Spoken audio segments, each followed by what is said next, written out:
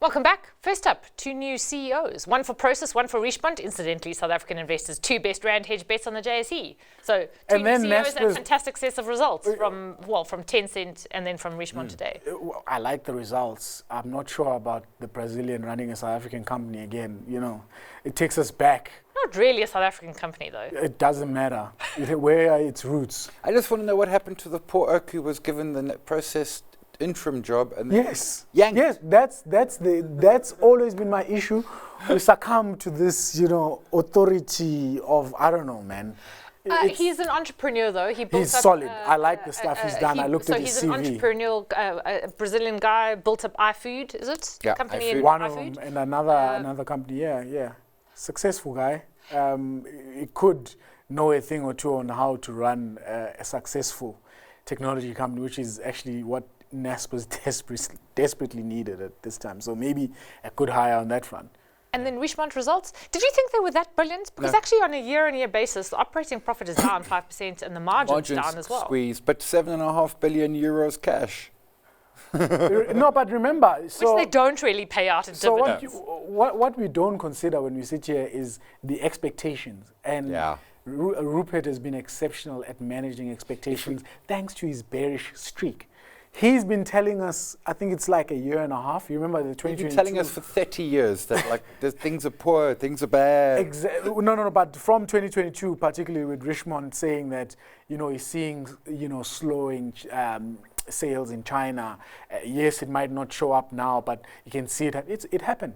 Go look at Kering's number, terrible. Go look at Burberry, horrible. Go look at all these relative companies. to the other luxuries. This is really, really good, notwithstanding some. That's where I was going with this. Yeah. So, Richemont, so LVMH, but Hermes, those three have actually had exceptional numbers in this quarter that we're coming from. It was exceptional. So this is really good.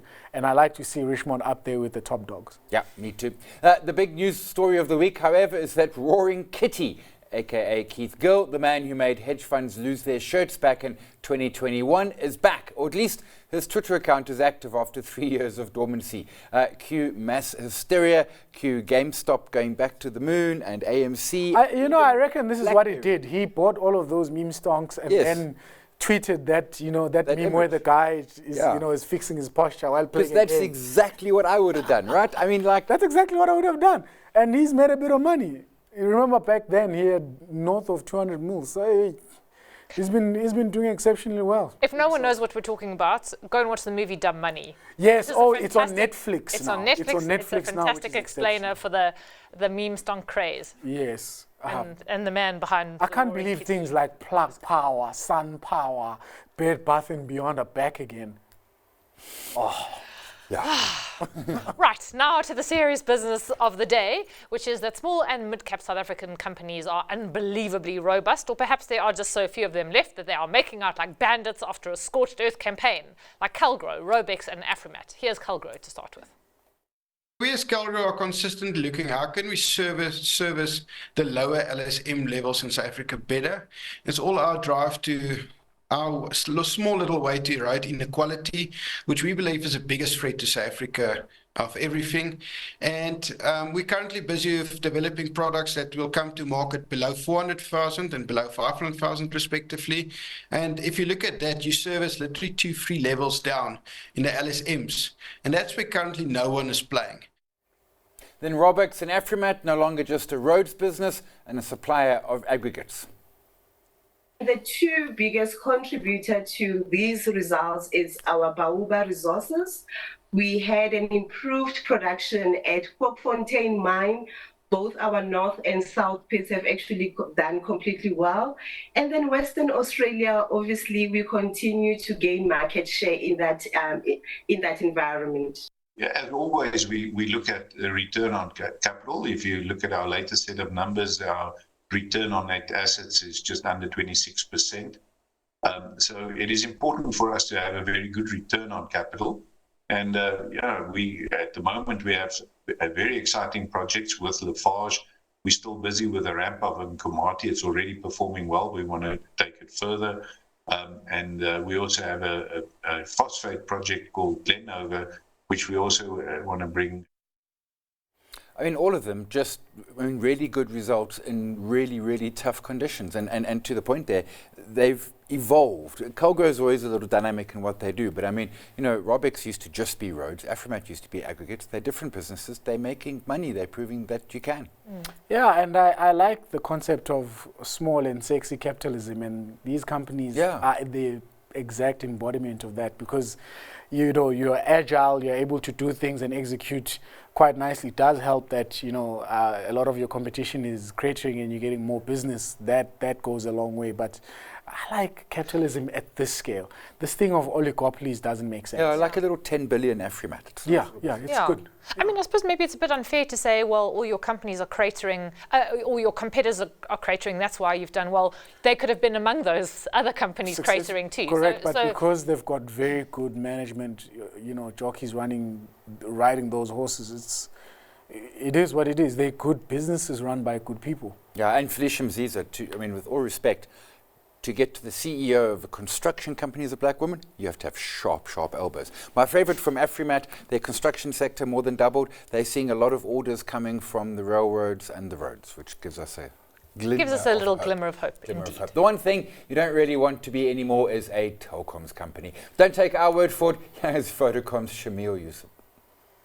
What we're trying to do is to make sure that we can diversify our revenues. Today, 20% of our revenues come from beyond mobile, as we call it, which is coming from fixed, IoT, financial services, and digital services.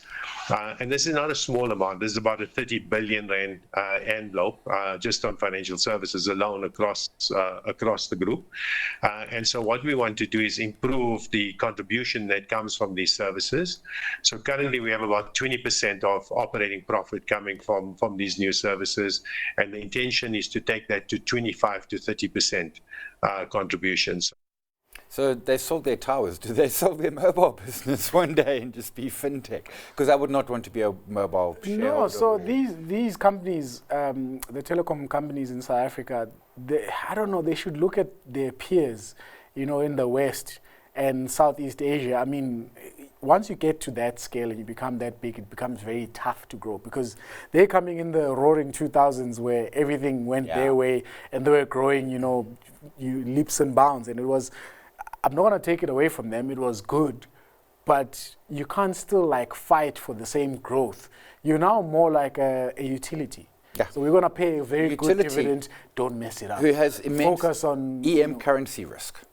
Well, that too. So that's what it is. And trying to, compete with the likes of Naspers is going to be detrimental and very expensive, because look at how much they're spending in, investing in early stage companies that are playing in the same area in area as these guys are trying to invest in those similar. They just don't have the capital to play with those guys. You see, isn't that the perpetual bind they're going to find themselves in? That you talk about them being utilities, and therefore embrace yeah, but then you would expect that company to be a cash spewing entity. That's kind of why it's stable. You will get your returns, but then if you have to invest in all these new businesses to try and diversify, because you don't really want to be a utility, and you have to invest in the technology just to keep up, you don't have that much capital to give to shareholders. If you are playing the game of throwing your money in the furnace, yes. But if you're playing the game of improving your technology, that's very different. But also the utility. The survival there.